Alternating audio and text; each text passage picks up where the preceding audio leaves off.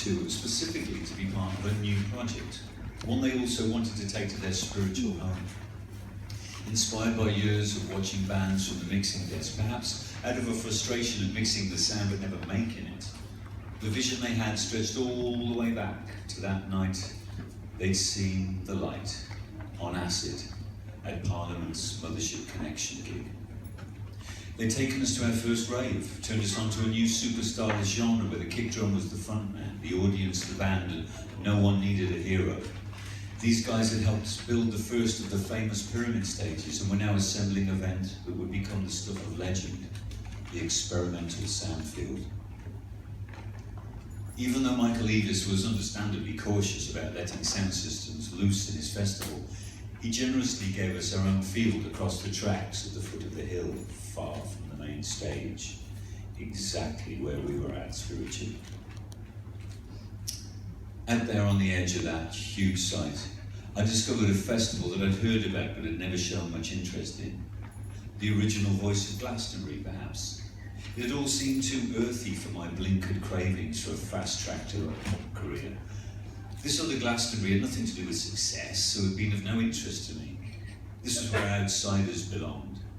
It had taken me a long time to accept that I was one of them. Rick Snan's caravan was towed down from Essex for the last time and parked up in the hedge where the grass was permanently wet and smelled of piss. The boys from Hornchurch parked their van on the opposite side of the field and combat fatigues and scavenged wood for the long, cold nights ahead. Crates of Stella, smiles, raised tins, happy, smiling men. A two-storey scaffolding tower was erected in the middle of the field, and 4 smaller towers formed a circle further out into the field to hold the PA. But unlike other systems, the speakers faced in, creating a ring of sound to wrap around the audience. Everybody would get it sweet and clear with plenty of bass wherever they went. Outside of the PA, a huge semicircular cyclorama was erected to carry projections, transmitted from under the roof of the second tier of the central tower by old school projectors and oil wheels. On the lower floor, a mixing desk was placed in full view next to DJ decks and a couple of mics and Pink Floyd's quadraphonic mixer to send sounds in whatever combination of directions felt good. In one corner of the tower, a compact drum kit, electronic, our friend Trevor Morace. On the decks, Darren Emerson, Danny G and his mate Anton, Rick on electronics, vocoder, keys, mixer, John Newsham on the mix with Rick, and me on guitar, harmonica and voice. No lights, no look at me, no back or front of stage. All of us were the band now. There was no distinction between crew, live musicians or DJs. From Friday night to Sunday, people found us by word of mouth, and it felt right. I had no idea what my place was in this ensemble, only that I must not be a frontman. I was to remain part of the band, blend in, play my part, support the others where I could, shut up if I had nothing good to give.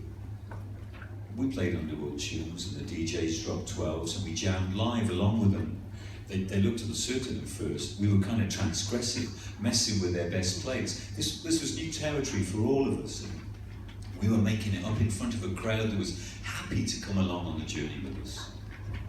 That first night, we played until we ran out of ideas. It was okay to admit that too. You could leave the stage, wander off, come back when you had something to say, be a part of the crowd if you wanted to, hear things from their perspective. I was being reprogrammed and it felt good. The Friday night finished early. I drifted back into the field from a break to hear quadraphonic birdsong, rippling lights gently playing over happy bodies, lay in the grass watching the stars. It remains one of the most truly magic moments of my life. Rick on the mixer, in that unique way he has of creating exquisite spaces with sound alone. The experience of that Friday, along with the feedback we'd received, made us realise the crowd were hungry to dance, and they wanted to dance through the night, and there was nowhere else on site for them to do so. You see, at Glastonbury Festival, a lot of people wanted to party, but that aspect of Glastonbury was still some years off.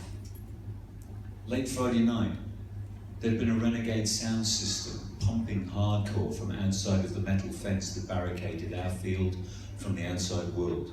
They'd been shut down and moved on. But we'd felt their tracks cut across our vibe and it spoiled the night a bit.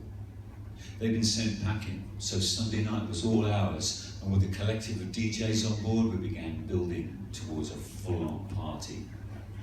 At some point, bursting from holding in the adrenaline, I spontaneously climbed up the tower while singing. The crowd liked it, and then I realised what I'd done. Glanced back at the rest of the band, expecting friends, but got smiles and thumbs up. You should do more of that, they said. I was a bit confused. I'd stashed that idea for later, though, realising that maybe I could go a bit Iggy after all, but only if it brought something positive to the party. I was given a glimpse of how a next generation underworld could be. If this was the blueprint, it felt good. The night built, and the audience swelled around us. No one had heard a sound system like this, no experienced visuals so far out since the 60s. We played, left, and returned as we felt, no longer tied to having to be on stage, each of us wandering through the crowd to feel how they felt. Even far out at the furthest edges, the Hornchurch posse danced, drinking beers around junkwood fires. Musicians from other bands wandered over and sat in. An infectious spirit of openness and generosity pervaded. Then, sometime late in the night, one of our crew said, the DJs from the hardcore sound system that had got shut down were asking, could they come and play with us? My heart stopped. Something wasn't right. Darren Emerson was seducing the crowd. Everyone had their hands in the air. The whole place was smiling. The guys from the other system were smiling too when they dropped their 12s onto the decks, promising none of that dark stuff they'd been pumping the night before. They promised tunes that would slip right into our set, make us feel well, sweet and chilled. Nothing to shake our world. But then I saw it unfold, and it was so cool how they did it. To start with, everyone was super friendly. Then they turned, and we were being taken over, boarded by pirates, and there was nothing we could do. They mutated into a completely different crew to the peace, love, and trance family of the experimental sound field. 1 second their record was on the deck, slotted right into Darren Aronson's groove, and then everything turned nasty. Darren saw it becoming before I did, that 12, spinning sweetly. Everybody happy. These guys are all right. We got wrong. Then a hand reaches out of the dark, eyes wide and wild, grinning, fingers on the speed control, pushing it up, up, up, cranking the BPM, beats climb from trance to hardcore, and we'd been shafted. We recoiled, horrified. Darren shook his head. I told you, mate. Our gear was in their hands, our precious stuff, our dreams, our crowd. What's going to happen to these beautiful people? A familiar cold fist was in my stomach again. The tower was crawling with them. They were climbing all over it. We weren't fighters. There was no backup, no security, no rescue plan. Giant red spiders were in the rigging, and we were alone at sea, miles from land and sinking. Wild razor grins came up close, pushed us out, took our places. There was no space for us now. There were too many of them, and they were ready for anything. And then, something weird and incredible happened. Something to this day has changed my perception of audiences and restored my faith in humanity. The crowd stopped dancing, faced the tower, and began to boo. They could see and feel exactly what was happening, and they didn't like it, weren't going to take it, and there were a lot of them feeling aggrieved, looking to get hostile if things didn't go back to the way they wanted. Wild glances were exchanged, shocked looks, pale expressions from the hardcore crew. The DJ pulled his record off the decks and they were gone, arriving faster and leaving faster. The crowd let out a howl, punched the air as Darren Emerson took the decks back. He dropped the needle on the record and they got back to the serious business of dancing. Cigarettes were lit, beers cracked, air expelled. Our gear, but also a lot of precious people had come this close to getting hurt. And the audience never underestimate your audience.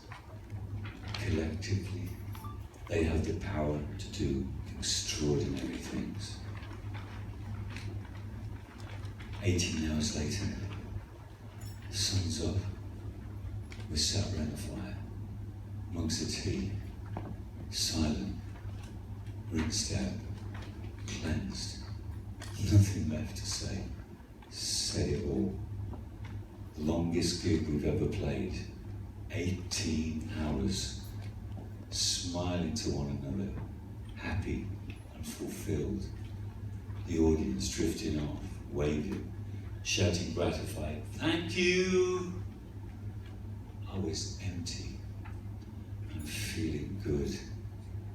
A rare silence between my ears. It felt so good to be sat on a log with a mug of tea and a growing sense of excitement. And somewhere in this abstract, improvised, unfettered event was the seed of a new band, a blueprint, and a direction for what we could become if we wanted. It wasn't my vision or my idea, and for once I hadn't tried to interfere or control. I trusted a little more in Rick and the good people around us, gone with the flow, and it had turned out great. I'd arrived at a place outside of anything I could imagine, and it felt good and right and exciting. Rick's hands would be on the wheel from now on, and I remain eternally grateful.